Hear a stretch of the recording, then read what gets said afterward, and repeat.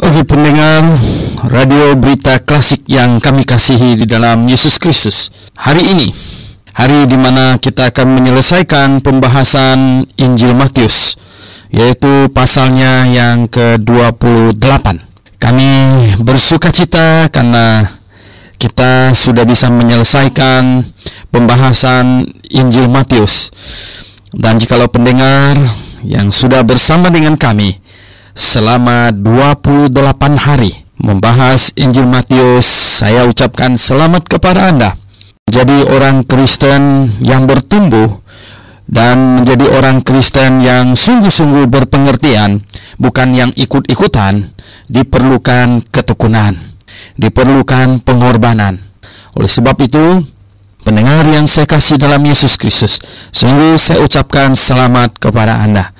Dan bagi mereka yang mengikuti sebagian, ada terpotong-potong, mari mulai hari Senin kita akan membahas Injil Markus.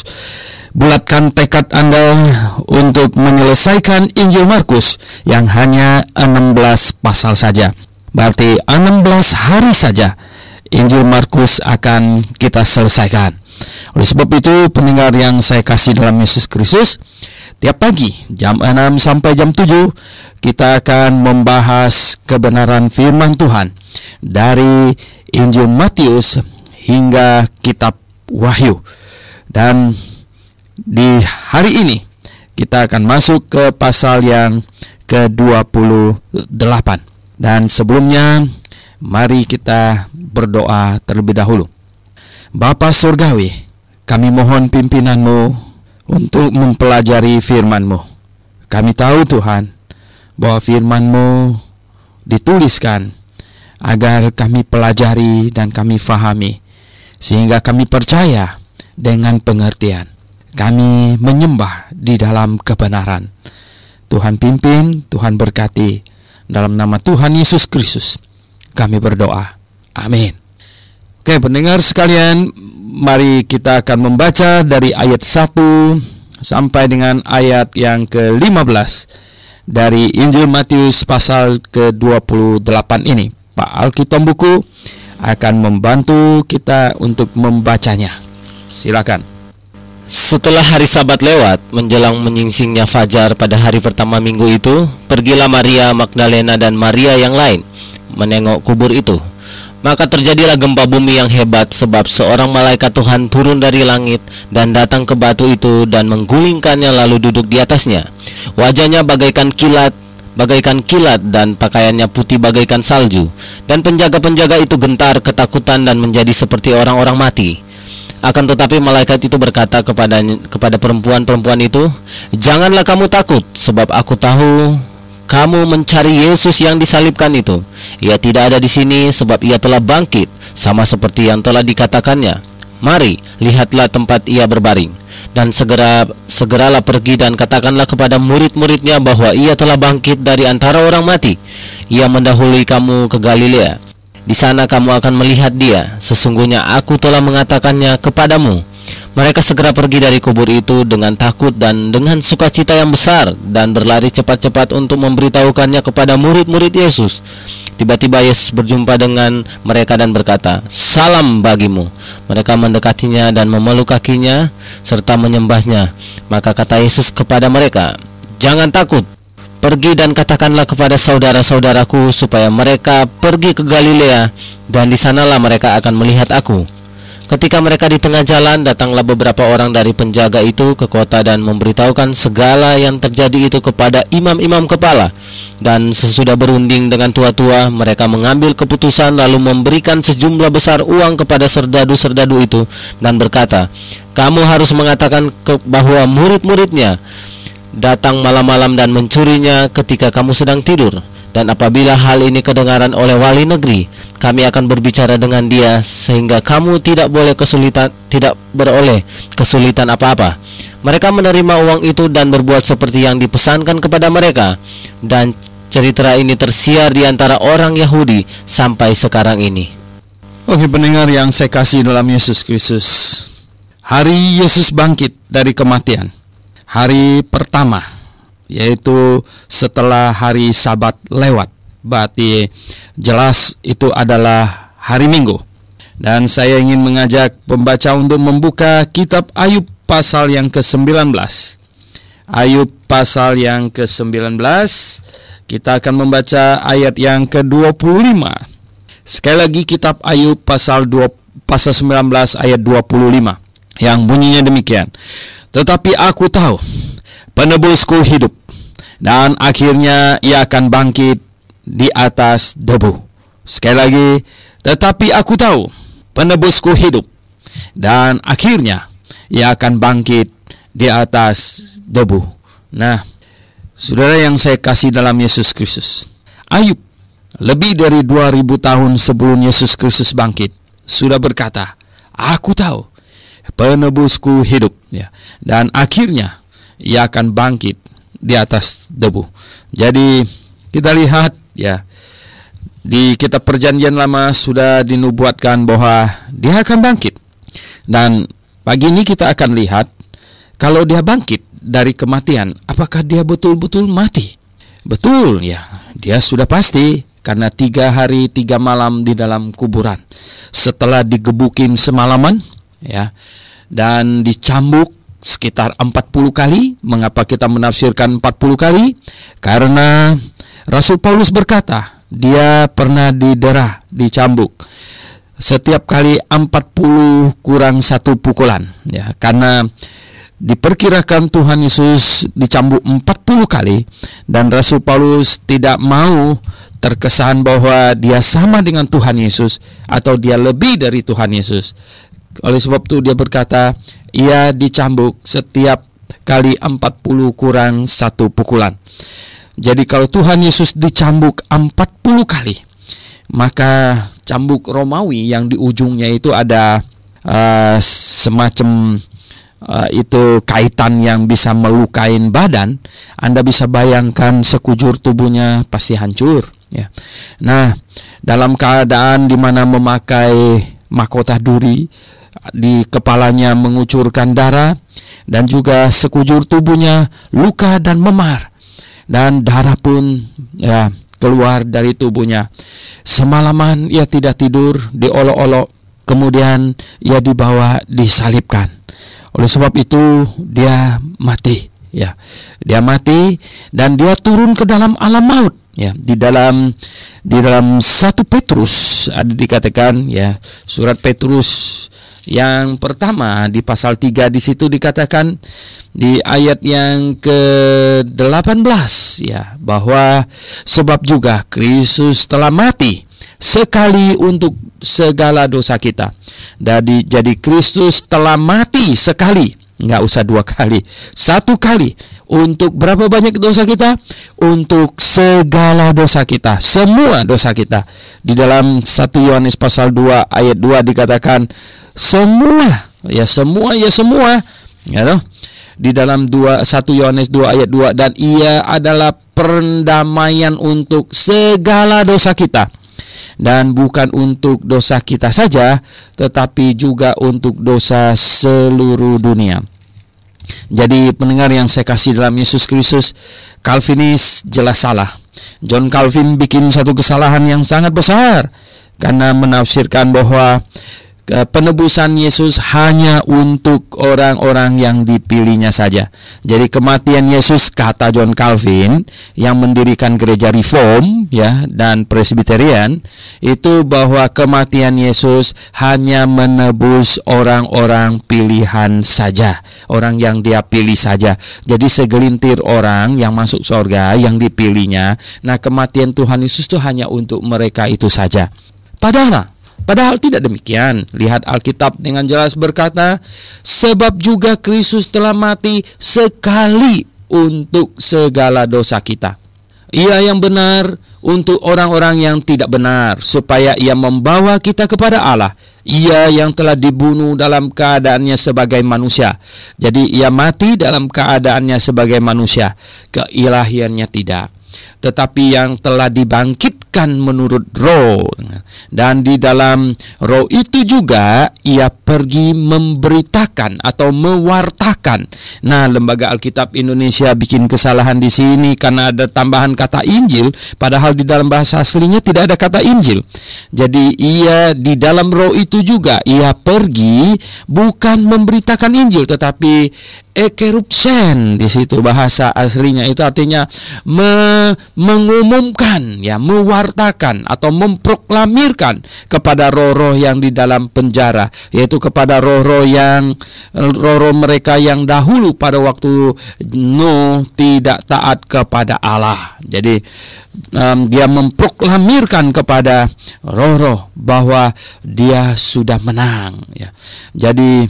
Jadi pendengar yang saya kasih dalam Yesus Kristus, Tuhan Yesus setelah dia disalibkan, dia mati dan dia turun ke dalam alam maut di sana, dan dia membawa orang-orang mati dalam perjanjian lama yang sudah mati, yang percaya kepadanya, untuk dibawa ke Firdaus, ke surga. Dan pendengar yang saya kasih dalam Yesus Kristus, jadi begini, Adam, Abraham, Musa, dan semuanya itu mereka percaya kepada juru selamat yang akan disalibkan bagi mereka.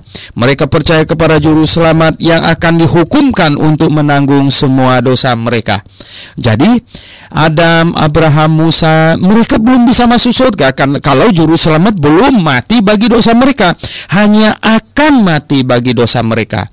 Jadi sekali lagi, Adam, Abraham, Musa segala macam belum bisa masuk surga.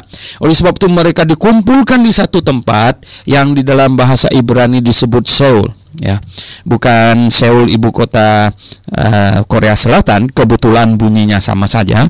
Nah, ini orang-orang kudus perjanjian lama. Mengapa mereka belum bisa masuk surga? Karena penebusan atas dosa mereka belum terlaksana, akan terlaksana. Mereka beriman kepada juru selamat yang akan datang. Dan tanda mereka beriman adalah mereka melaksanakan ibadah simbolik yang menggambarkan, yaitu membawa domba dan dipersembahkan di atas mezbah. Itu tanda mereka percaya. Nah, sampai sang juru selamat itu dikorbankan, turun ke alam maut, dan mereka dibawa, dan mereka pun boleh masuk surga. Dan kita hari ini yang percaya Tuhan Yesus sesudah pengorbanan Tuhan Yesus Kristus, kalau kita percaya dengan segenap hati kita dan kita mati, kita sudah langsung masuk ke dalam Firdaus. Roh kita, tubuh kita dikuburkan dan akan dibangkitkan pada hari kebangkitan, yaitu ketika sangkakala berbunyi. Jadi apa beda kita dengan Adam dan Hawa adalah mereka percaya kepada juru selamat yang akan menanggung semua dosa mereka di atas kayu salib. Sedangkan kita percaya kepada juru selamat yang sudah menanggung semua dosa kita di atas kayu salib. Jadi turunnya Tuhan Yesus ke dalam alam maut adalah untuk mengumumkan kemenangannya dan membawa orang-orang yang percaya kepadanya untuk pergi ke surga, untuk masuk ke dalam Firdaus. Nah, oleh sebab itulah penjahat yang bertobat yang di sebelahnya, tadinya mereka dua-dua mencemooh Tuhan Yesus, dua-duanya, karena kita sudah membaca di pasal yang ke-27 bahwa kedua penjahat pun ya bersama-sama mengolok-olok Tuhan Yesus. Tetapi mungkin satunya lebih berhikmat setelah dia mengamat-amatin, setelah dia lihat bahwa ternyata ini bukan sembarangan pribadi.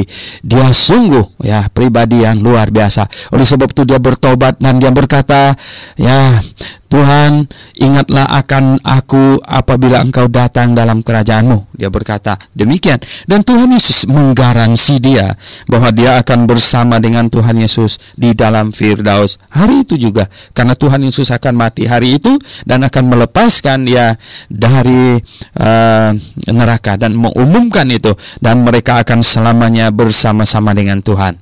Jadi pendengar yang saya kasih dalam Yesus Kristus, kita lihat ya, di sini Tuhan Yesus bangkit pada hari yang ketiga. Di sini dikatakan setelah hari yang ketiga dia akan bangkit. Ya, betul. Dan dia bangkit pada satu hari sesudah Sabat. Ya, satu hari sesudah Sabat itu berarti hari Minggu. Hari Sabat itu memang hari Sabtu. Dan mengapa hari ini kita tidak kebaktian pada hari Sabtu, pada hari Sabat? Karena rasul-rasullah yang telah memberi contoh kepada kita untuk berbakti pada hari Minggu, bukan pada hari Sabat. Anda lihat di dalam Kisah Rasul pasal 20. Kisah Rasul pasal 20 ayat 7 berbunyi, pada hari pertama dalam minggu itu ketika kami berkumpul untuk memecah-mecahkan roti. Jadi berkumpul untuk memecah-mecahkan roti pada hari apa? Hari pertama dalam minggu itu. Kisah Rasul 20 ayat 7. Dan ya di dalam 1 Korintus, ya di dalam 1 Korintus pasal yang ke-16, 1 Korintus pasal yang ke-16 ayat 2 juga sebuah bukti bahwa kebaktian diadakan bukan pada hari Sabtu tapi pada hari Minggu. Bunyinya, pada hari pertama dari tiap-tiap minggu hendaklah kamu masing-masing, dan seterusnya pada hari pertama dari tiap-tiap minggu. Jadi siapakah yang memulai pertama kebaktian pada hari Minggu? Adalah rasul-rasul. Mengapa? Mungkin karena Yesus bangkit pada hari pertama, maka mereka kebaktian pada hari pertama. Nah, ingat pendengar yang saya kasih dalam Yesus Kristus, hari pertama itu startnya mulai Sabtu malam jam 6 ke atas. Itu hitungannya sudah hari pertama. Orang Yahudi hitung hari tidak seperti kita. Kita punya hari itu adalah ikut sistem penghitungan kalender Julian yang berubahnya pada tengah malam. Tetapi orang Yahudi harinya mulainya pada sore jam 6. Oleh sebab itu di dalam kitab Kejadian selalu dikatakan setelah petang dan setelah pagi. Jadi malam dulu kemudian baru siang hari. Nah, itu satu hari. Jadi hari Minggu itu hitungannya itu adalah mulai Sabtu sore jam 6 sampai hari Minggu sore jam 6. Itu satu malam satu hari. Jadi bukan bilang satu hari satu malam, tapi satu malam satu hari. Nah, itu 24 jamnya mereka. Jadi Tuhan Yesus bangkit pada hari pertama minggu itu, berarti sesudah Sabtu sore jam 6. Nah, oleh sebab itulah kita kemarin sudah membahas Tuhan Yesus disalibkan pada hari Rabu. Pada hari Rabu jam 9 Tuhan Yesus disalibkan. Kemudian sampai jam 12 langit menjadi gelap.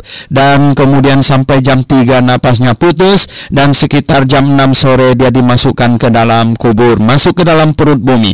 Dan di dalam Injil Matius pasal yang ke-12, ya, pasal yang ke-12 di ayatnya yang ke-42 kalau tidak salah, coba saya cek sebentar.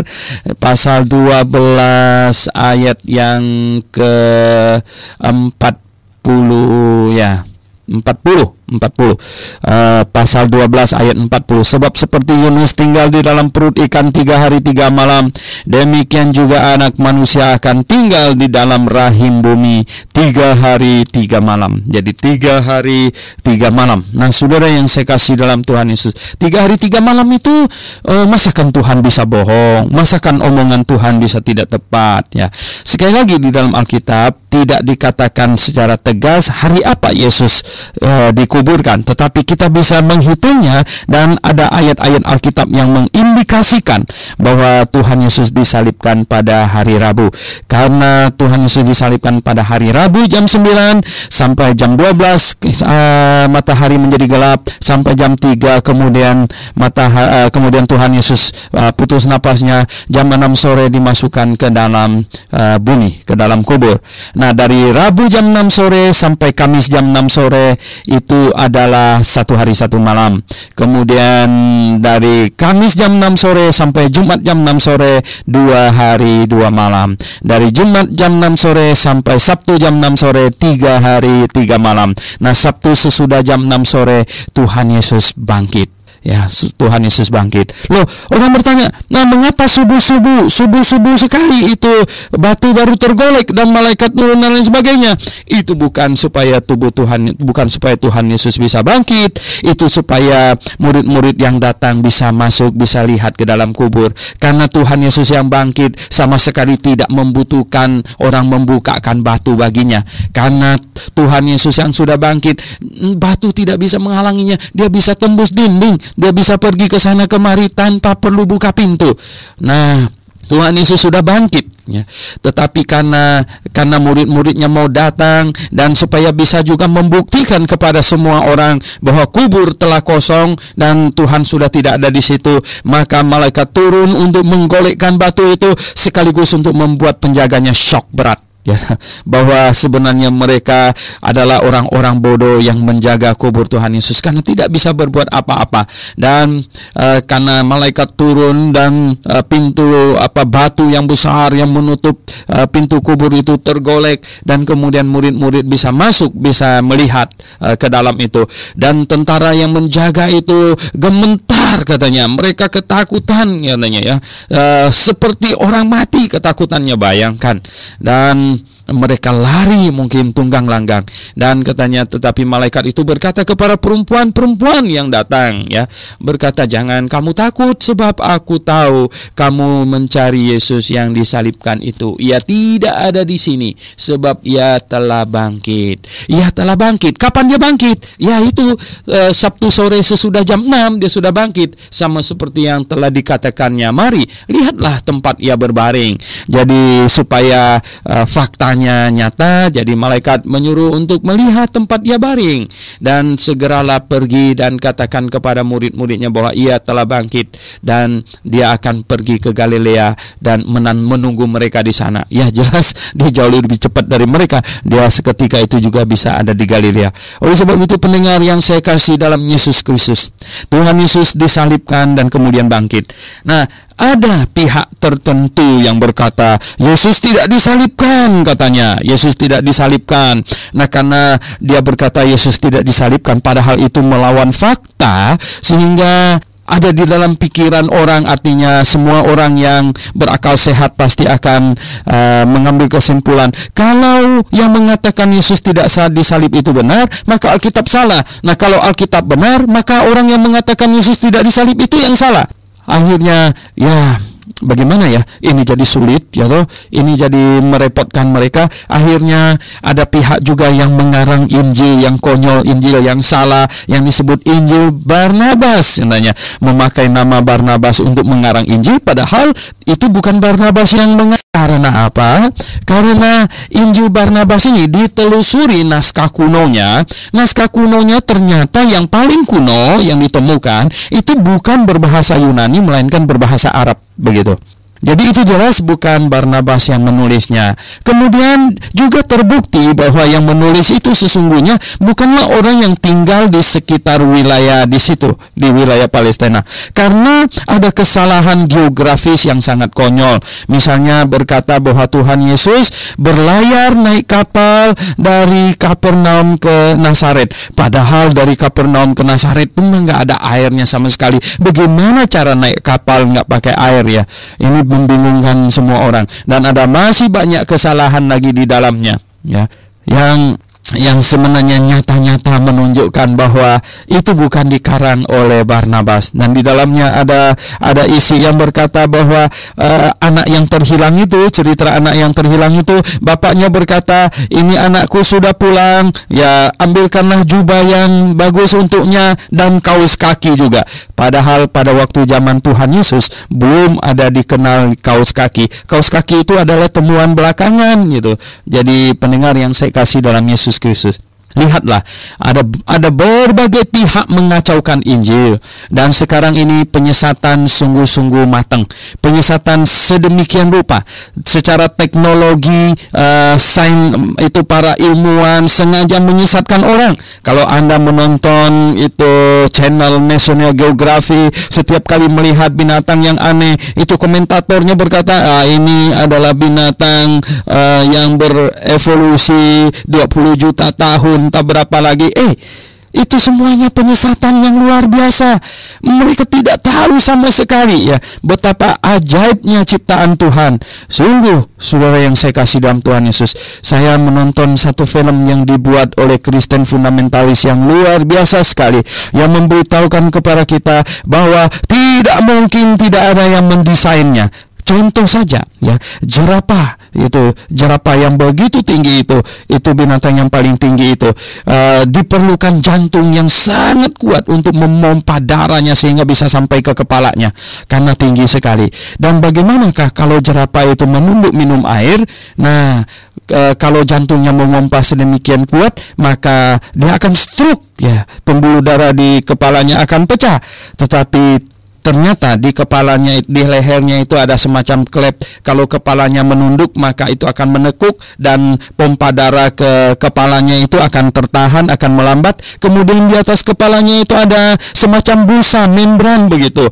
Sehingga ketika jerapah itu kemudian naik lagi, kepalanya itu tiba-tiba dia sesudah minum, kepalanya angkat, dia tidak kunang-kunang karena darah itu semuanya tersimpan di semacam seperti busa itu. Jadi pendengar yang saya kasih dalam Tuhan Yesus, ini melalui evolusi atau karena intelligent design? Oh jelas, ini adalah intelligent design ya.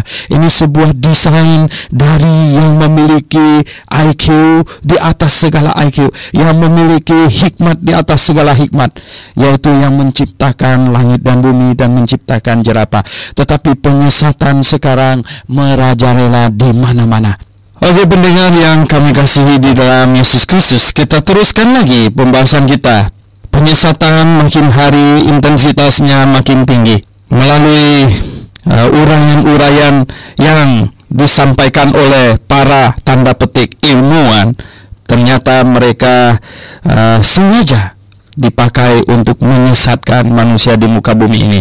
Dan penyesatan yang lain lagi seperti yang dilakukan oleh Don Brown, yang dia berkata bahwa sesuai dengan lukisan kode yang diberikan oleh Da Vinci itu, bahwa Maria Magdalena yang duduk di samping Tuhan Yesus pada waktu malam perjamuan itu tidak mungkin, mustahil ya. Tidak ada bukti bahwa Tuhan Yesus itu pada malam itu perjamuan itu ada perempuan bersama dengan mereka di situ. Itu tidak mungkin ya. Dan yang duduk di samping Tuhan Yesus adalah Yohanes, yang di dalam Injil Yohanes tidak disebutkan namanya karena dia tidak enak menyebut dirinya bahwa Yohanes adalah murid yang dikasihi, sehingga dia hanya menulis bahwa yang duduk di sampingnya adalah murid yang dikasihi. Ya, karena Yohanes adalah murid yang paling muda, mungkin waktu itu sekitar 18-19 ketika mengikut Tuhan Yesus. Dia adalah murid yang dikasihi Tuhan. Tetapi Don Brown ya, untuk mengeruk keuntungan, sekarang dia dalam keadaan secara mendadak memiliki ratusan juta US dollar dari cerita bohongnya itu. Jadi pendengar yang saya kasih dalam Tuhan Yesus, sungguh ya, dari cerita bohong dia mendadak menjadi kaya, dan orang-orang bodoh di dunia ini telah menyumbang banyak uang untuk dia. Sekarang dia hidup mewah dengan kapal pesiar kemana-mana. Mungkin dalam hati kecilnya dia mentertawain orang-orang betapa mereka ternyata sangat suka dengan cerita bohong, cerita isapan jempol. Karena apa? Da Vinci sendiri yang hidup pada abad pertengahan tidak pernah melihat muka Tuhan Yesus, muka murid-murid, muka Maria Magdalena, muka siapapun juga yang hidup pada abad pertama. Bagaimana mungkin dia bisa menggambar, melukis wajah mereka? Oleh sebab itulah maka ya, celakalah mereka yang percaya kepada kebohongan, karena kebinasaan pasti akan menimpa kepada mereka. Oleh sebab itu pendengar yang saya kasih dalam Tuhan Yesus, tetapi lebih celaka lagi orang-orang yang hidup di akhir zaman ini, yang dikelilingi dengan berbagai pengajaran sesat. Karena pendengar yang saya kasih dalam Yesus Kristus, melalui pengajaran-pengajaran sesat ini, orang-orang ya, manusia-manusia semuanya akan makin hari makin disesatkan, dan makin sulit bagi manusia untuk mendapatkan pengajaran yang benar. Oleh sebab itu pendengar yang saya kasih di dalam Yesus Kristus, di sini salah satu penyesatan yang paling tua, boleh dikatakan paling kuno sesudah Yesus Kristus bangkit dari kematian, adalah penyesatan yang disampaikan ya, penyesatan yang disampaikan oleh para imam-imam itu melalui serdadu-serdadu yang menjaga kubur Tuhan Yesus. Ya, jelas bahwa tentara-tentara itu yang menjaga itu mereka segera lapor kepada imam-imam bahwa Yesus ini sudah bangkit, sebenarnya sudah bangkit, karena mereka ketakutan malaikat turun dan batu di kubur itu sudah digolekkan, dan mereka takut, katanya seperti orang mati, mereka ketakutan.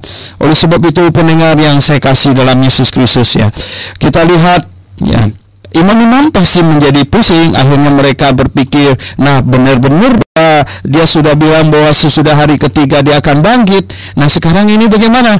Maka tidak ada cara lain lagi, mereka mulai menyogok serdadu-serdadu itu.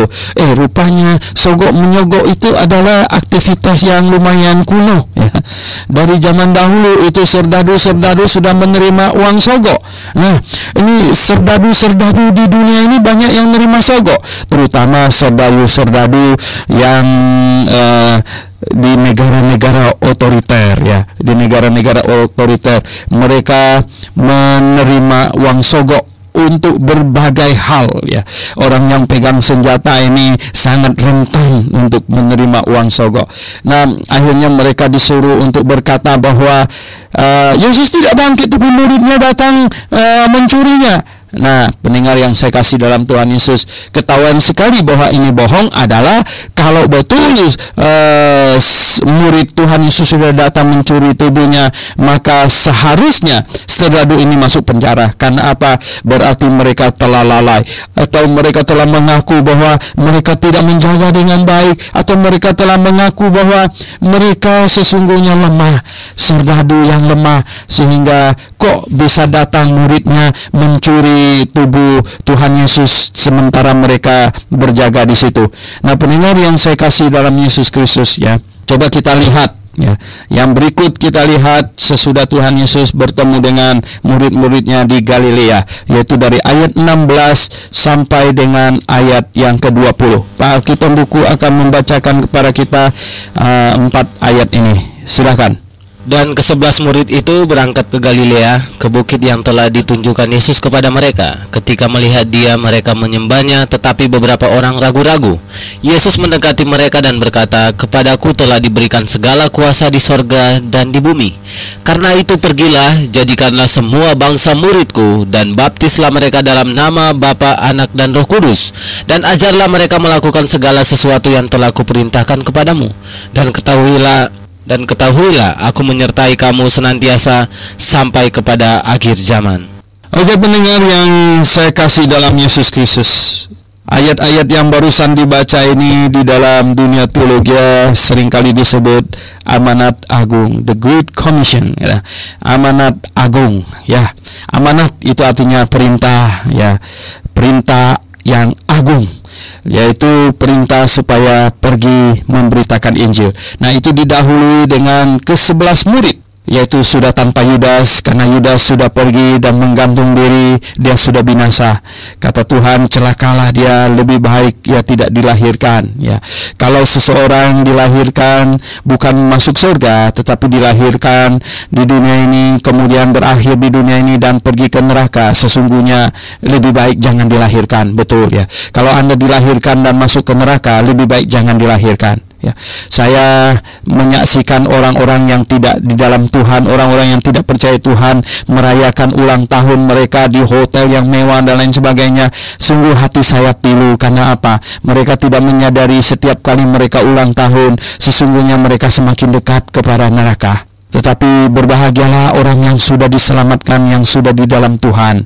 Karena apa? Karena hari-hari hidup kita, semakin kita lewati, kita semakin dekat menuju kepada hidup yang kekal, menuju kepada surga yang menyenangkan. Sungguh, oleh sebab itu hari-hari yang kita lewati harus kita lewati dengan penuh bahagia, penuh sukacita.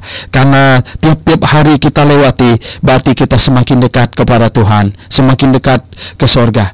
Mendengar yang saya kasih dalam Yesus Kristus, ini ke-11 murid ini yang pergi ke bukit yang ditunjukkan Yesus kepada mereka, dan ketika melihat dia, mereka menyembahnya. Lihat, Yesus Kristus disembah, tetapi beberapa orang ragu-ragu. Ada kelompok sekarang yang belum lama ini baru diterima boleh memberitakan Injil bebas di Indonesia, dan mereka yang menyebut diri mereka saksi-saksi dari Jehovah, mereka bilang mereka tidak percaya bahwa Yesus itu adalah Allah. Konyol sekali saya berkata ya. Dan saya membacakan kepada mereka 1 Yohanes pasal 5 ayat yang ke-20 yang berbunyinya demikian. 1 Yohanes pasal 5 ayat 20 yang berbunyi demikian. Akan tetapi kita tahu bahwa Anak Allah telah datang dan telah mengaruniakan pengertian kepada kita, supaya kita mengenal yang maha benar, dan kita ada di dalam yang maha benar, di dalam anaknya Yesus Kristus. Dia adalah Allah yang benar dan hidup yang kekal. Dia adalah Allah yang benar, hidup yang kekal. Jadi Yesus Kristus adalah Allah yang benar dan hidup yang kekal. Itu kata ayat itu. Dan bukan cuma itu, Anda lihat di dalam Amanan Agung ini, murid-muridnya menyembah kepadanya. Nah, kalau Yesus Kristus bukan Allah, itu tidak boleh disembah. Ya, tidak boleh disembah. Dan dia adalah pencipta langit dan bumi, dan dia adalah Allah. Murid-muridnya menyembah kepadanya. Memang beberapa orang ragu-ragu. Tidak disebutkan siapa di sini yang ragu-ragu, ya. Apakah Thomas ataukah siapa? Tetapi yang jelas di sini masih ada di antara 11 murid ini yang ragu-ragu. Nah, Tuhan berkata kepada mereka, mendekati siapa? Mendekati yang ragu-ragu itu pasti. Kepadaku telah diberikan segala kuasa di sorga dan di bumi. Jadi Tuhan Yesus menegaskan bahwa jangan ragu menyembah kepadaku, karena di dalam tanganku ada kuasa di sorga dan di bumi. Jadi kuasa di sorga dan di bumi, dengarkan, itu berarti dialah yang paling berkuasa, baik di sorga maupun di bumi. Karena itu katanya ya, artinya janganlah takut menyembah kepadaku, dan juga pergilah, jadikanlah sekalian bangsa muridku. Sebenarnya di dalam bahasa aslinya ini participle ya. Jadi kemanapun kamu pergi ya, maka jadikanlah sekalian bangsa muridku ya. Jadi kemanapun kamu pergi, siapapun yang kamu temui, jadikan mereka muridku ya, murid Tuhan Yesus Kristus. Dengan apa? Yaitu memberitakan Injil kepada mereka, supaya mereka bisa percaya bahwa Yesus Kristus adalah juru selamat. Dialah Allah yang hidup. Dialah yang datang dalam nama Allah untuk menyelamatkan manusia yang berdosa.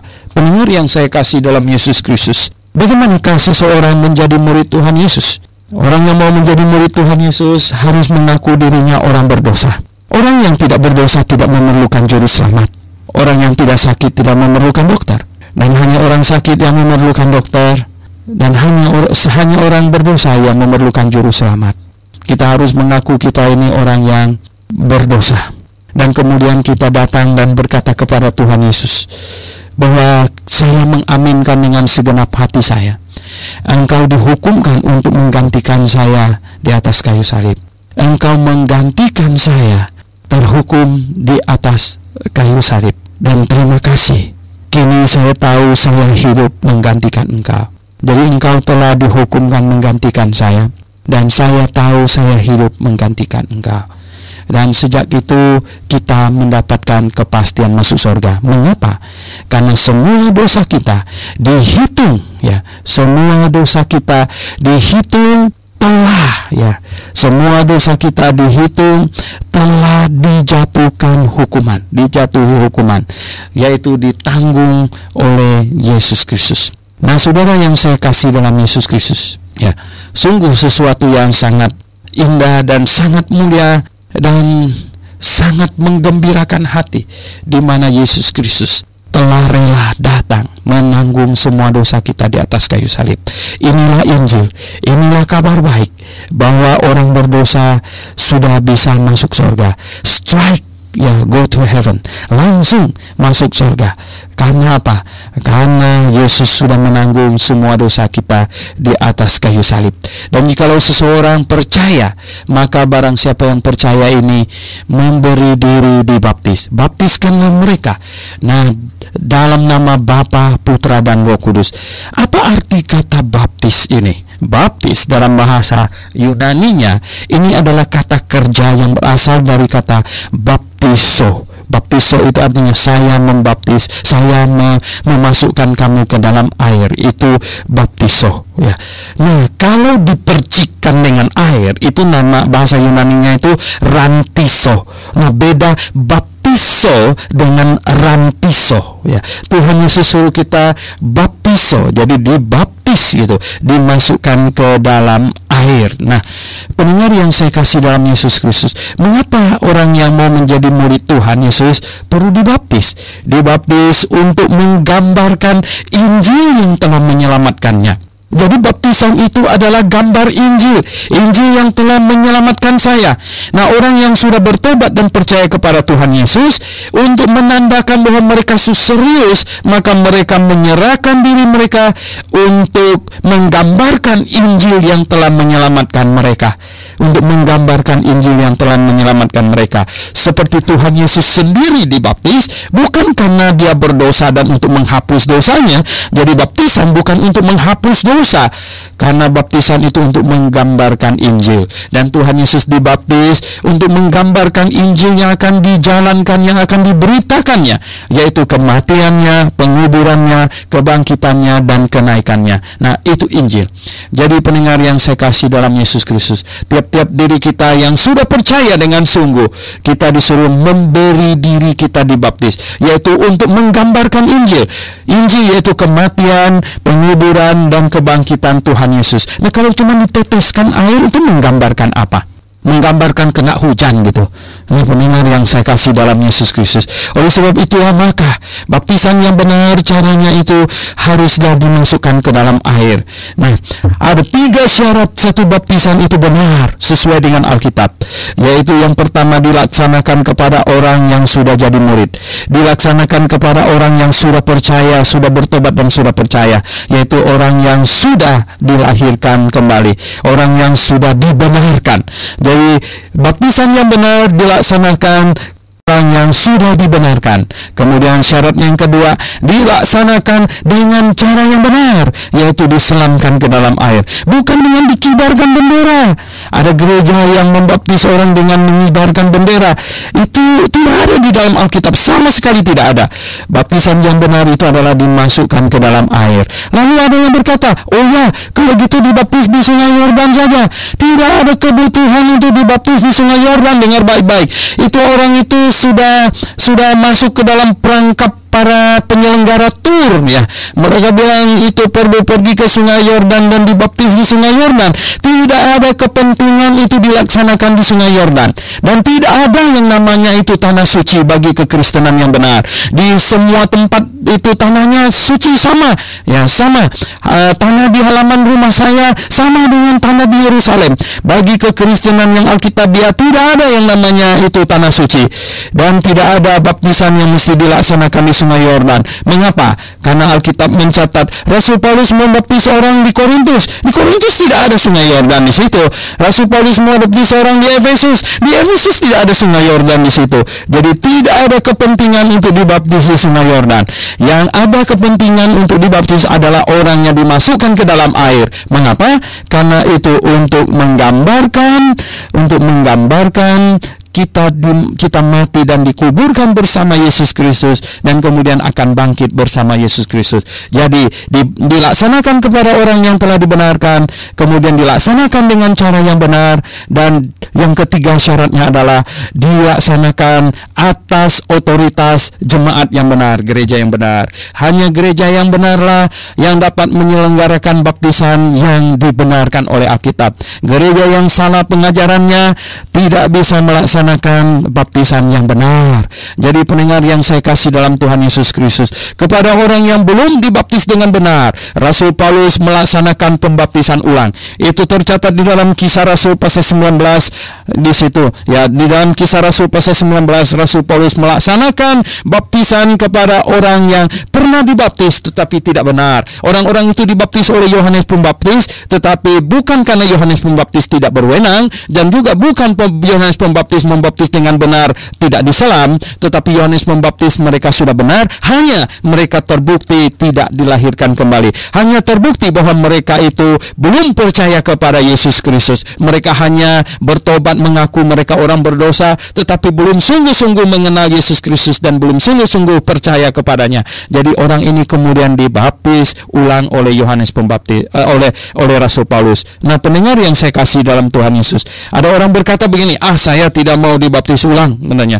Mengapa? Karena saya dulu telah dibaptiskan dalam nama Bapa, Putra dan Roh Kudus. Kalau saya dibaptis lagi nanti berarti saya mengkhianati. Nah.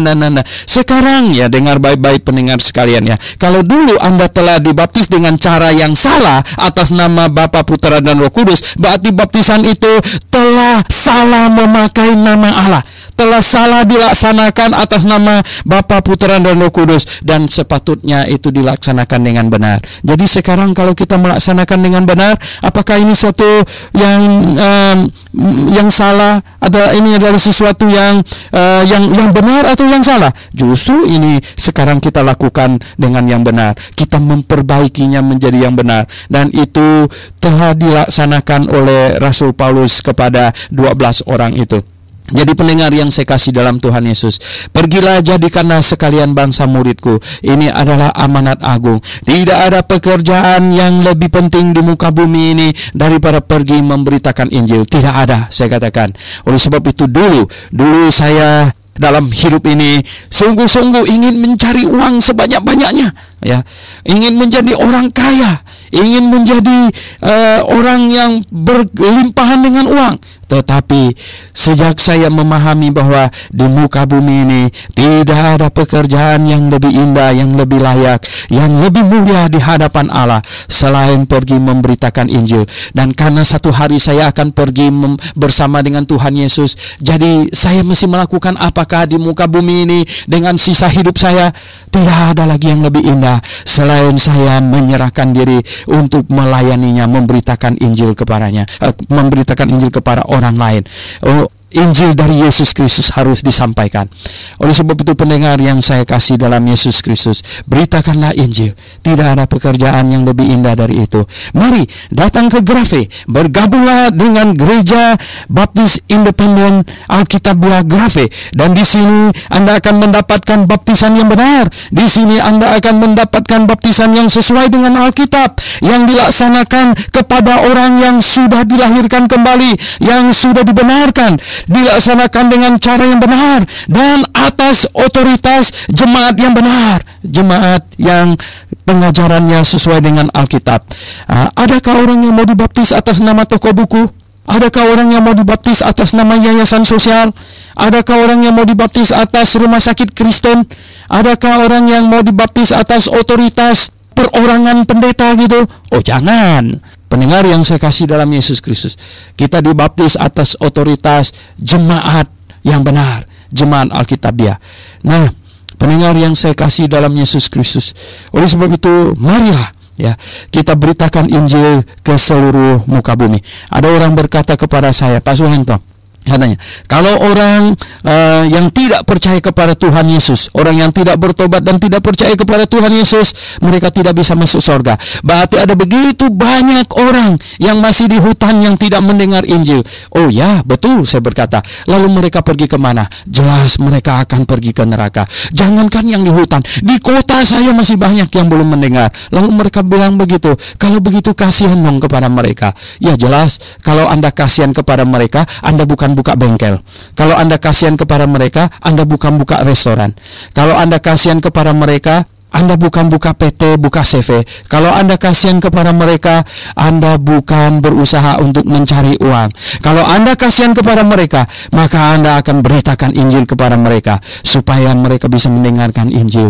Dan atas keputusan mereka, mereka bisa mengambil keputusan mau percaya kepada Injil yang menyelamatkan atau menolak Injil itu. Dan jikalau mereka menolak, itu adalah keputusan mereka. Tetapi mereka sudah mendengarnya. Dan tugas kita sudah terlaksana, yaitu kita sudah memberitakan Injil kepada mereka. Jadi pendengar yang saya kasih dalam Yesus Kristus, itulah sebabnya maka kita harus memberitakan Injil. Itulah sebabnya tidak ada hal yang lebih mulia di muka bumi selain pergi memberitakan Injil. Lalu orang bertanya kepada saya lagi, kalau begitu semua orang harus menjadi penginjil, semua orang harus beritakan Injil. Ya kalau memang itu baik, kenapa tidak? Loh, kalau gitu tidak ada orang yang kerja yang lain. Nah, pendengar yang saya kasih dalam Yesus Kristus, mengapa engkau peduli kepada orang lain? Yang penting kan diri kamu sendiri. Siapakah yang di sini yang mau melaksanakan kehendak Tuhan? Siapakah yang sungguh-sungguh mau hidupnya dipakai oleh Tuhan? Lagi pula, belum sampai semua orang menjadi penginjil, Tuhan sudah pasti datang. Karena apa? Karena kedatangan Tuhan yang kedua kali adalah tergantung kepada seberapa banyak orang non-Yahudi yang telah diselamatkan. Karena Roma pasal 11 ayat 25 berkata bahwa sekarang adalah masa di mana Tuhan mempersilahkan kepada bangsa-bangsa non-Yahudi untuk diselamatkan, untuk masuk ke dalam kerajaan sorga. Dan sebelum semua orang menjadi penginjil, itu Tuhan Yesus sudah pasti datang. Jadi pendengar yang saya kasih dalam Tuhan Yesus, marilah kita laksanakan apa yang Tuhan ingin kita laksanakan. Kemudian baru dikatakan, ajarkanlah mereka, ajarlah.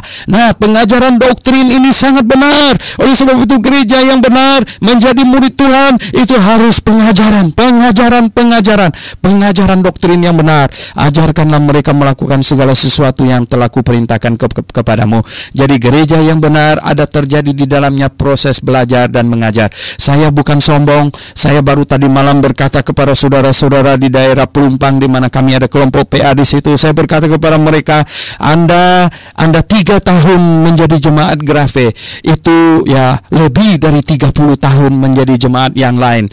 Karena apa? Karena ada pengajaran. Anda segera menjadi orang Kristen yang mengerti kebenaran, menjadi orang Kristen yang pintar. 3 tahun Anda menjadi jemaat Grace, Anda akan jauh lebih tahu kebenaran daripada 30 tahun Anda di luar sana. Oleh sebab itu pendengar yang saya kasih dalam Tuhan Yesus, marilah saya mengundang Anda datang, yaitu di Jalan Danau Agung 2 nomor 7. Dan pendengar yang saya kasih dalam Tuhan Yesus, barulah Tuhan kemudian berkata, aku menyertai kamu senantiasa sampai akhir zaman. Banyak orang cuma suka bagian ini, tapi dia tidak mau melaksanakan apa yang Tuhan perintahkan, yaitu pergi jadikan sekalian bangsa muridnya dan mengajar. Saudara yang saya kasih dalam Tuhan Yesus, itu tidak jalan. Tuhan mau kita melakukan apa yang Dia perintahkan dan Dia akan menyertai kita. Bukan menyertai kita, minta Tuhan menyertai, tapi kita malas melakukan apa yang Tuhan perintahkan. Pendengar yang saya kasih dalam Tuhan Yesus, kalau kita sungguh-sungguh menjadi murid Tuhan, kita melaksanakan perintah Tuhan, maka keamanan saya bukanlah tanggung jawab saya. Keamanan saya adalah tanggung jawab Tuhan. Tuhanlah bodyguard saya, Tuhanlah yang memelihara saya, Tuhanlah yang melindungi saya, karena Dia janji kepada saya. Yang jadi tanggung jawab saya, yang jadi tugas saya adalah memberitakan Injil-Nya. Dan keamanan saya adalah tanggung jawabnya. Saya serahkan kepadanya. Pendengar yang saya kasih dalam Tuhan Yesus Kristus, kita mengakhiri pembahasan Injil Matius ini sampai hari ini. Kiranya Tuhan akan memberkati pendengar sekalian. Jikalau penguraian ini mendatangkan berkat bagi jemaat, bagi pendengar sekalian, mari mulai Senin kita akan membahas Injil Markus, dan ajaklah teman-temanmu untuk mendengarkannya. Radio kita, mendengarkan radio, Anda bisa saling memasak dan lain sebagainya. Ada banyak pekerjaan yang tidak bisa dilakukan sambil nonton televisi, tetapi bisa dilakukan sambil mendengarkan radio. Marilah kita menjadi orang Kristen yang berhikmat, yang mengerti kebenaran melalui firman Tuhan setiap pagi. Mari kita berdoa. Bapa di sorga, kami sudah selesai membahas Injil Matius. Kami serahkan semua yang telah kami kerjakan ke dalam tangan-Mu. Kiranya Engkau memberkati semuanya. Kami berdoa dalam nama Tuhan Yesus Kristus, Juru Selamat kami yang hidup.